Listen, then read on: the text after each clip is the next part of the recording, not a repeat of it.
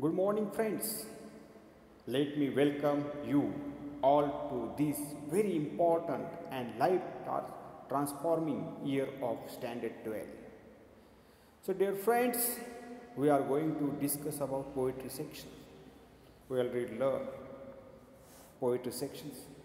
Now, 2.4, the title of the poem, Have You Heard Your Tomorrow?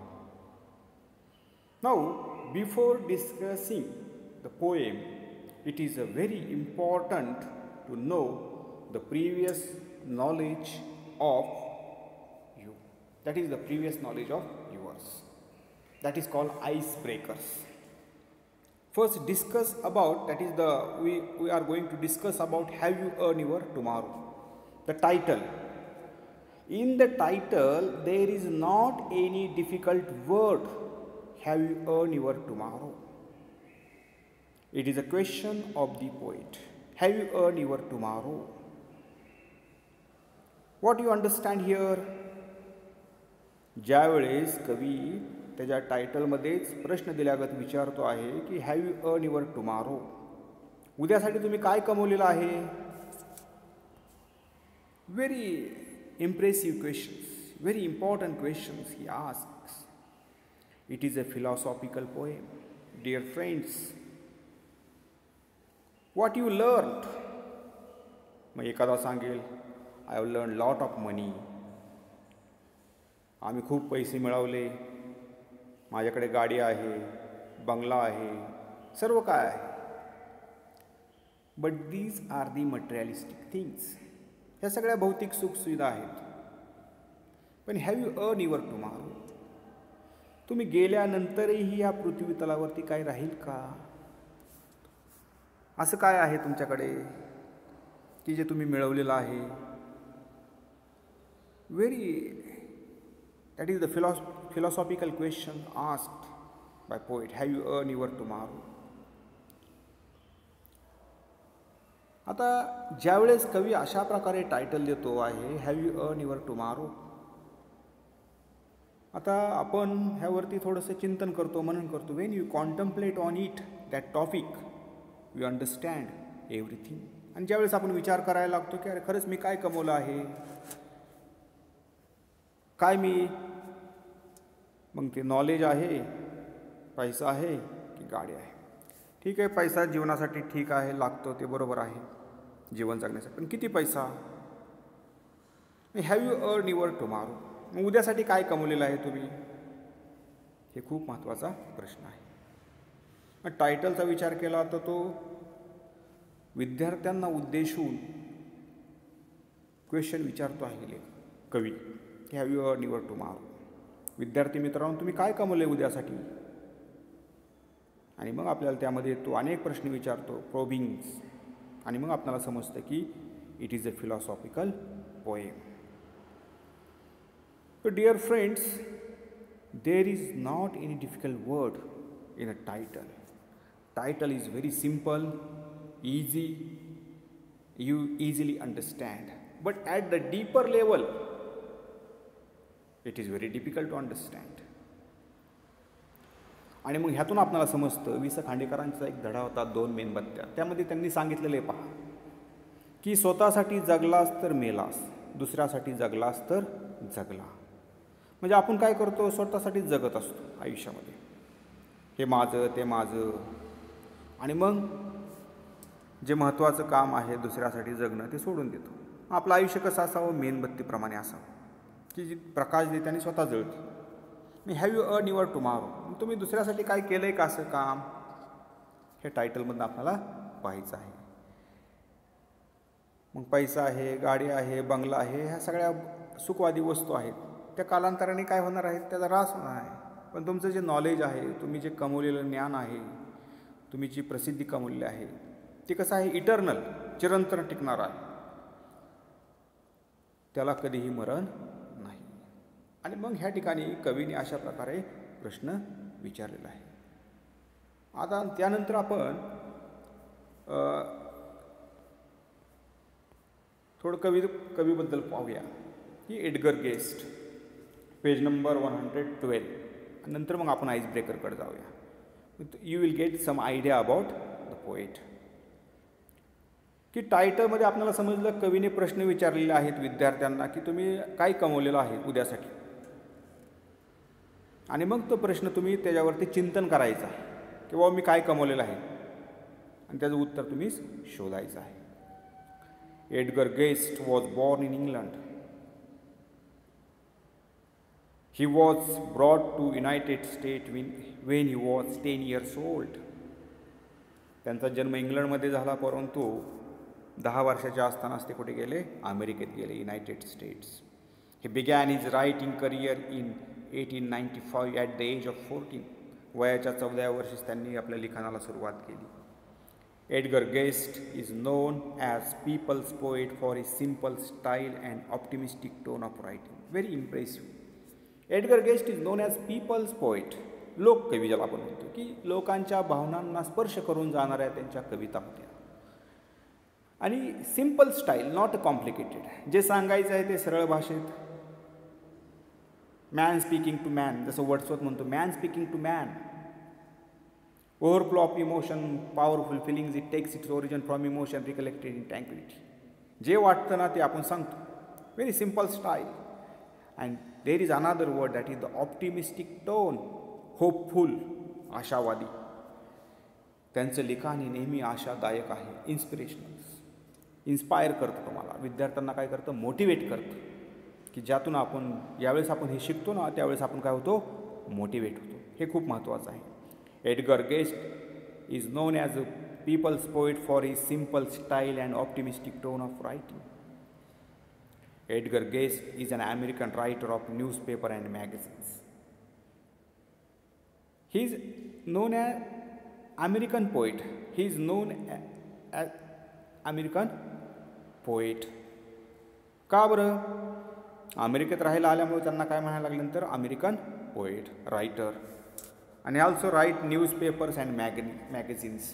त्यांनी अमेरिकेमध्ये येऊन वास्तव्य केलं आणि तिथूनच लिहायला सुरुवात केली, म्हणून त्यांना अमेरिकनच म्हणू लागले. This is an inspirational poem. तुम्हाला प्रेरणा देणारी कविता आहे.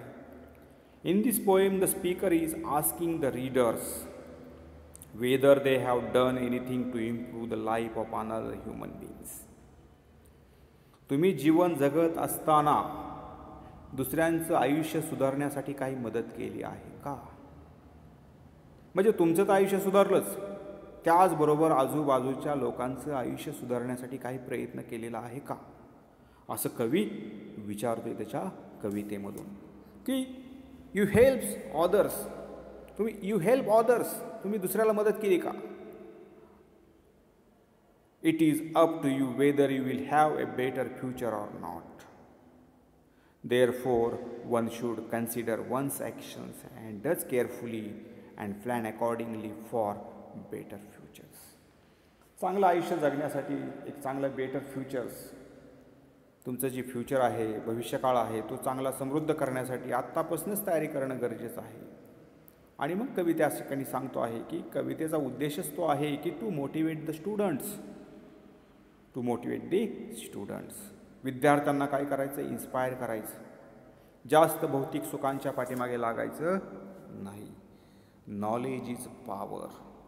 Knowledge is power. तुमच्याकडे जर ज्ञान असेल तीच तुमची पॉवर आहे. त्यासाठी आणि त्याचबरोबर त्या ज्ञानाचा उपयोग दुसऱ्यांसाठी सुद्धा झाला पाहिजे. फक्त स्वतःपुरतंच ठेवायचं नाही आहे, ते तर दुसऱ्यालाही द्यायचं आहे. आणि मग ह्या ठिकाणी आपण जे काम करतो आहे त्या कामाचा उपयोग दुसऱ्यांना होणं गरजेचं आहे. That is called social service. समाजासाठी असेल, घरासाठी असेल, देशासाठी असेल, मग जगासाठी असेल, ह्या सर्वांसाठी आपण काम करणं गरजेचं आहे, असं एडगर गेस्ट सांगतात त्यांच्या कवितेतून. It is motivational poem. विद्यार्थ्यांनाही काय करते आहे, मोटिवेट करण्याचं काम करते आहे. आणि मग ह्या ठिकाणी कवीने आता थोडक्यात थीम तर समजलेली आहे आपला. कवीचा उद्देश काय, what is the theme of the poem. The poet asked questions. Have you earned your tomorrow? It means the speaker is asking the readers whether they have done anything to improve the life of another. Do you that is have you done anything to improve the life of another human beings or not. लोकांसाठी तुम्ही काही केलं आहे का मदत, हे कवी विचारते त्याच्या कवितेमध्ये. आता come to the point, that is the ice breakers. कवीबद्दल आपण माहिती पाहिली, आता आईस ब्रेकर्स पाहूया, म्हणजे तुम्हाला समजेल की कवीला नेमकं काय म्हणायचं आहे. आता आईस ब्रेकर्समध्ये तुम्ही पहिला जो चार्ट आहे पुस्तक उघडा, पेज नंबर 111वरती, page number 111. There is a ice breaker, concept of the ice breakers to check the previous knowledge. Complete the following web, complete the following chart, different ways to help others. आता लोकांना मदत करण्यासाठी कुठले कुठले मार्ग आहेत, तर आपण अनेक प्रकारे मदत करू शकतो. एखादा गरीब असेल त्याला अन्न देतो आपण, कोणाला पैशाची गरज लागली पैसे देतो, एखाद्याला कामाची गरज लागली काम देतो, एखाद्याला रक्ताची गरज लागली ॲडमिट आहे त्याला रक्तसुद्धा देत असतो. Different ways to help others, हा चार्ट आपण लिहिलेला पहा की पहिला काय केला आहे, money, then food or grains, donate blood, help in work. These are the ways to help others. त्याचबरोबर आपण काय आणखी वेज, दुसरे वेजसुद्धा पाहिलेले आहेत की लोकांना आपण कशा प्रकारे मदत करू शकतो. You can help others just buying showing sympathy, support or condolence in need. लोकांना आपण सहानुभूती देऊ शकतो, त्यांना आधार देऊ शकतो, त्यांचं सांत्वन करू शकतो ज्यावेळेस त्यांना गरज लागते. That is the mental support. आपण त्यांना मेंटल सपोर्ट करू शकतो, मानसिक आधार देऊ शकतो, हे सुद्धा खूप महत्त्वाचं आहे. पैसे नसतील तर कमीत कमी मानसिक आधार देण्याचं काम तरी करा, आणि मग ह्या ठिकाणी आपण त्यांना मानसिक आधारसुद्धा देऊ शकतो. You can offer food for homeless people. जे अनाथ आहेत, गरीब आहेत, ज्यांना घरदार नाही, अशांना आपण फूडसुद्धा, अन्नसुद्धा देऊ शकतो, असं कवी म्हणतो पहा. You can help to aged like buying or carrying goods, grocery for them. जे वयस्कर लोक आहेत त्यांच्यासाठी आपण ग्रॉसरी, किराणा माल किंवा अनेक साहित्य त्यांना आणून देऊ शकतो. त्यांना ते ओझं उचलत नाही तर ते कॅरी करून आपण घेऊ शकतो.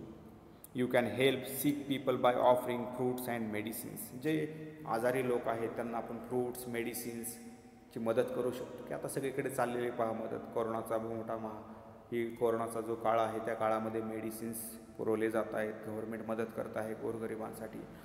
That is the to do for others. काहीतरी आपल्याला दुसऱ्यासाठी करायचं आहे. You can donate some money to development fund. आपण गव्हर्नमेंट आपल्याला म्हणतं आहे की फंड, त्यांना ज्यावेळेस निधीची गरज पडते, वेनेवर द गव्हर्नमेंट नीड्स मनी, मग आपण काय करतो, त्यांना फंडच्या स्वरूपात डेव्हलपमेंट फंडसुद्धा देतो आहे. You can help orphans by giving gifts or useful items. जे ऑर्फन्स आहेत, अनाथ मुलं आहेत, त्यांनासुद्धा आपण गिफ्ट्स, आता गिफ्ट्स देणं त्यांना खूप आनंद होतो. कपडे देणे, पेन्सिल देणे, पेन देणे, साध्या साध्या गोष्टींमध्ये सुद्धा त्यांना खूप आनंद मिळत असतो. कारण ही मुलं अशिकाशी असतात, अनाथ असतात, मग त्यांना जे जे युजफुल आयटम्स आहेत ते देणंसुद्धा गरजेचं. अशा प्रकारे आपण त्यांना मदत करू शकतो. You can give money for someone who needs for a bus fair. काही काहींना येण्या जाण्यासाठी पैसे नसतात आणि मग त्यावेळेस आपण त्यांना बस फेअर, येण्या जाण्याचं भाडंसुद्धा देऊ शकतो. म्हणजे अशा प्रकारे there are different ways to help needy people. गरजवंताला आपण अनेक प्रकारे त्यांना मदत करू शकतो. हाच कवीचा उद्देश आहे की तुम्हीसुद्धा तुमच्यामध्ये सुद्धा हा जो मानवतावाद आहे तो रुजला पाहिजे, जोपासला पाहिजे. आणि हे कवी आहेत एडगर गेस्ट, त्यांचा हाच उद्देश आहे की विद्यार्थ्यांमध्ये हे संस्कार जोपासले पाहिजे की दुसऱ्यांसाठी काहीतरी करता आलं पाहिजे. स्वतःसाठी जगलास तर मेलास, दुसऱ्यासाठी जगलास तर जगलास. You always help others. आता दुसरा जो ॲक्टिव्हिटी दिलेली पहा, discuss with your partner about different idioms, proverbs related to word tomorrow one is done for you. विद्यार्थी मित्रांनो, tomorrow is a very common word. उद्या, आपण मराठीत काय म्हणतो, उद्या. अभ्यास कर की उद्या करतो, अरे तेवढे पुस्तक जमा कर की उद्या करतो, बँकेत जा की उद्या जातो, कॉलेजला जा की उद्या जातो, उद्या कधी येत नाही.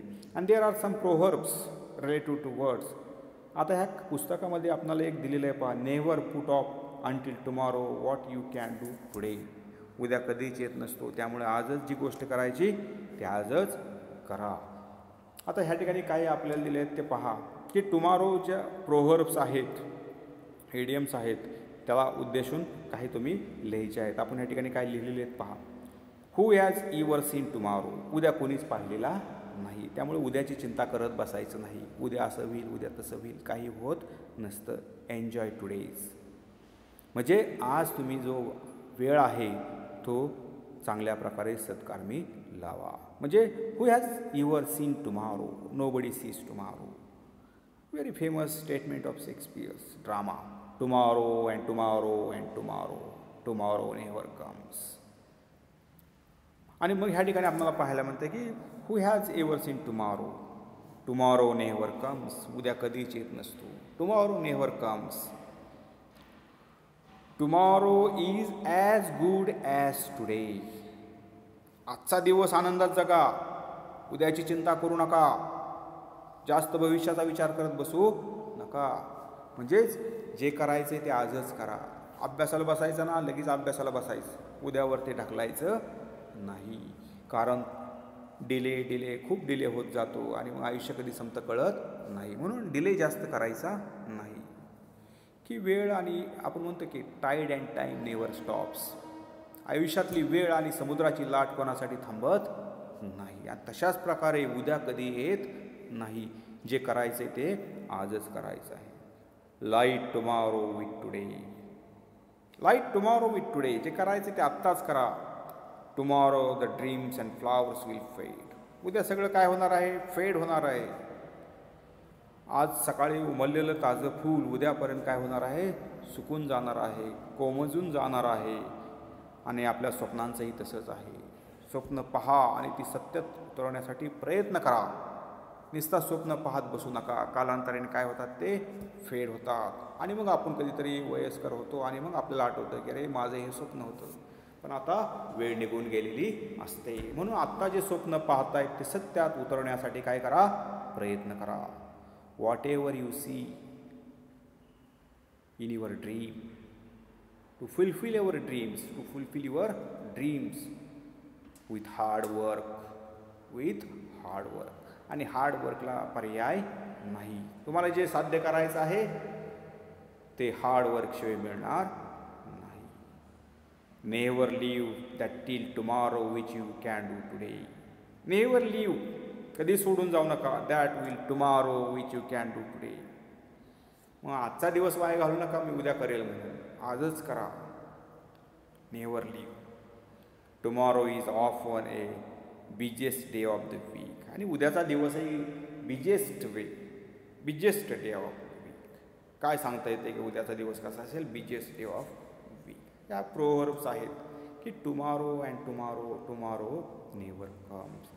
Dear friends, here poet motivates you that whatever in your mind you do immediately.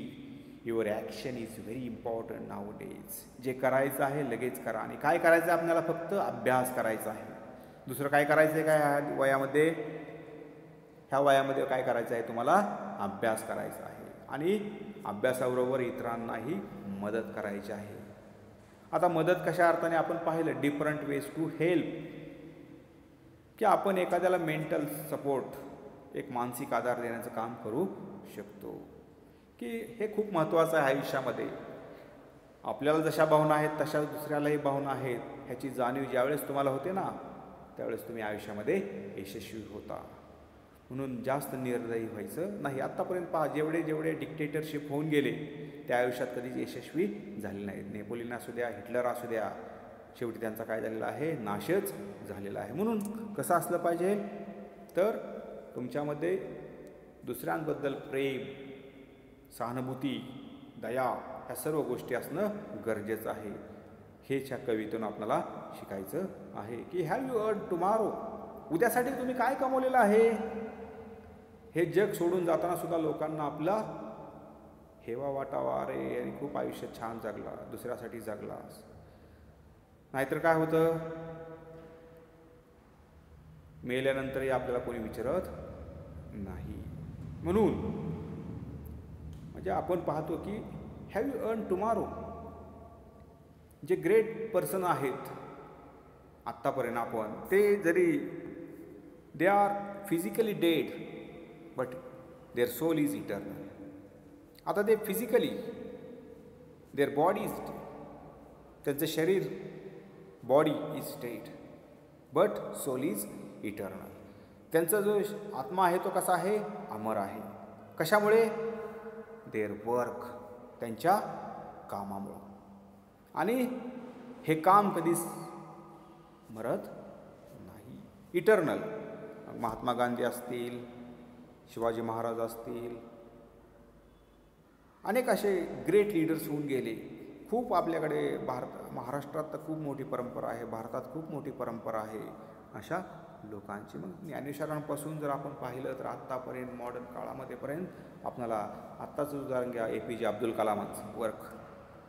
त्यांनी पहा, आपण पाहिलं जीवनपणीच त्यांना की they are dead but their work is steel alive. त्यांचं काम अजूनही जिवंत आहे. कशामुळे, त्यागामुळे. आणि आपली संस्कृती हे सांगते की त्याग, सॅक्रिफाईस फॉर द अदर्स, म्हणजे सॅक्रिफाईस करणं खूप गरजेचं आहे. Now dear friends, next activity, when you make your future plans you think of. आता तुम्ही विद्यार्थी दशेत आहात आणि ह्या दशेमध्ये म्हणजे 16-17 वर्ष ह्या वयामध्ये आत्तापासूनच तुम्ही प्लॅन करणं खूप गरजेचं आहे. वेन यू थिंक प्रॉपरली, तुम्ही ज्यावेळेस प्रॉपरली विचार करता, Wien you think your future plans, आणि मग त्यावेळेस विचार करता, ज्यावेळेस फ्युचरचा प्लॅन करता त्यावेळेस पहिला तिथं ऑप्शन दिलं पहा तुमचं, हे पहिलं एक करिअर, की 12वी नंतर मला काय करायचं आहे. Which side you will choose. Doctor व्हायचं आहे, इंजिनियर व्हायचं आहे, सायंटिस्ट व्हायचं आहे, म्हणजे there are lot of things. Businessman व्हायचं आहे, टीचर व्हायचं आहे, व्हॉट एव्हर. मग त्यामध्ये तुम्ही करिअरचा विचार करता. त्यानंतर काय सांगितलं, वेल सेटल जॉब. आत्तापासून विचार करावा लागता की मला एक वेल सेटल जॉब असणं खूप गरजेचं आहे. नंतर सेविंग्स ऑर इन्व्हेस्टमेंट्स. माझी सेविंग काय असली पाहिजे, माझी इन्व्हेस्टमेंट कशामध्ये झाली पाहिजे. Good furnished home and amenities like bike, car etcetera. मग ह्या ज्या गोष्टी आहेत की बाबा मी मोठ्यापणे असं करील तसं करील, हे तुमचं काय आहे, विचार प्लॅन आत्तापासूनच तयार होणं गरजेचं आहे. वेडिंग प्लॅनिंग, मग तुमचं लग्न असेल, फॅमिली, हेल्थ, सेक्युरिटी. मग फॅमिलीच्या बाबतीत हेल्थ, त्याबद्दल असणारी सेक्युरिटी, हेल्थ सेक्युरिटी, ह्या सगळ्या तुम्हाला त्या ठिकाणी विचार करायचा आहे. देन आता ह्या ठिकाणी तुम्हाला करिअरच्या बाबतीत विचार करताना अनेक गोष्टींचा दृष्टिकोनातून तुम्हाला विचार करावे लागेल.